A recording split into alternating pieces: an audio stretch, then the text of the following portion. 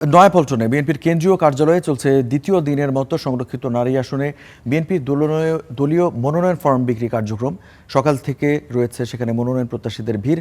নয়াপল্টনে বিএনপির কেন্দ্রীয় কার্যালয়ের সামনে আছেন আমাদের সহকর্মী এনামুল হক, এবং এনামুলের কাছ থেকে জানতে চাইব, এনামুল, এখন পর্যন্ত মোট কতজন মনোনয়ন ফর্ম সংগ্রহ করেছেন, কোনো তথ্য আছে কিনা, এবং যারা মনোনয়ন ফর্ম সংগ্রহ করছেন তারা কি বলছেন? ধন্যবাদ রঞ্জু।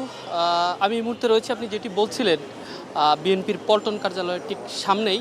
আমরা সকাল থেকে দেখতে পাচ্ছি যে ত্রয়োদশ জাতীয় সংসদের যে সংরক্ষিত নারী আসনের মনোনয়ন ফর্ম, সেটি কিন্তু বিতরণ শুরু হয়েছে গতকাল থেকে। এবং গতকাল আমরা যেটি জানতে পেরেছি, গতকাল প্রায় 5 শতাধিক মনোনয়ন ফর্ম সংগ্রহ করেছেন প্রার্থীরা। এবং ইতিমধ্যে সকাল থেকেই এখানে কিন্তু মনোনয়ন ফর্ম বিতরণ এবং জমাদান দুটো একসাথেই চলছে, যেটি গতকাল জানিয়েছিলেন আমাদেরকে বিএনপির যুগ্ম মহাসচিব, সিনিয়র যুগ্ম মহাসচিব অ্যাডভোকেট রুহুল কবির রিজভী, যিনি প্রধানমন্ত্রীর রাজনৈতিক উপদেষ্টা। তিনি কিন্তু গতকাল আমাদেরকে জানিয়েছিলেন যে 3 দিন, অর্থাৎ আগামী 12 তারিখ, আগামীকাল পর্যন্তই মনোনয়ন জমাদান এবং সংগ্রহ চলবে। আজকে সকাল 11টা থেকেই শুরু হয়েছে মনোনয়ন বিতরণ, এবং এর সাথে জমাদান সহ আমরা যেটি জমাদান সংগ্রহের বিষয়টি জানতে পারিনি, তবে 150টির মতো জমাদান করেছে। কিন্তু গতকাল প্রায় 5 শতাধিক মনোনয়ন ফর্ম সংগ্রহ করেছে বিএনপির যে বিভিন্ন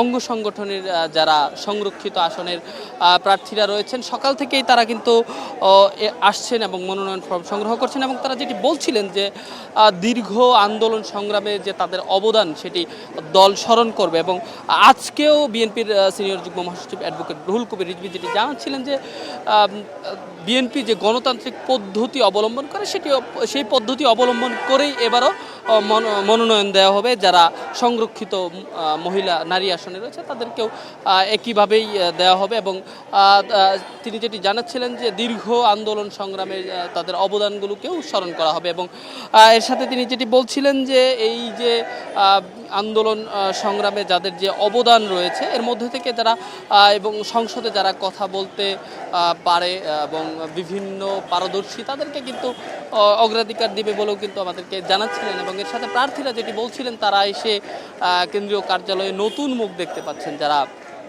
দীর্ঘ আন্দোলন সংগ্রামে যাদের অবদান নেই, তাদেরকেও তারা এসে দেখতে পাচ্ছিলেন। এই জন্য যারা পুরাতন রয়েছে, যারা দীর্ঘ আন্দোলন সংগ্রামে যাদের বেশ অবদান রয়েছে, যারা জেল খেটেছেন, জুলুমের শিকার হয়েছেন, বিভিন্নভাবে নির্যাতন নিষ্পেষণের শিকার হয়েছেন, তারা বলছিলেন যে এই যে দীর্ঘ সময় তারা এইভাবে নির্যাতন নিষ্পেষণ হওয়ার পরও এসে নতুনদের মুখ দেখতে পাচ্ছেন, এই নতুনদের মুখের বীরে যেন পুরাতন যারা আন্দোলন সংগ্রামে অবদান রেখেছেন তারা যেন হারিয়ে না যায়, এই প্রত্যাশা তারা দলের পক্ষ থেকে করছিলেন। এই আমাদেরকে জানাচ্ছিলেন যারা মনোনয়ন প্রত্যাশী ছিলেন তারা। রঞ্জু, এই ছিল আমার কাছে বিএনপির পল্টন কার্যালয় থেকে সবশেষ। রঞ্জু। এনামুল, আপনাকে ধন্যবাদ।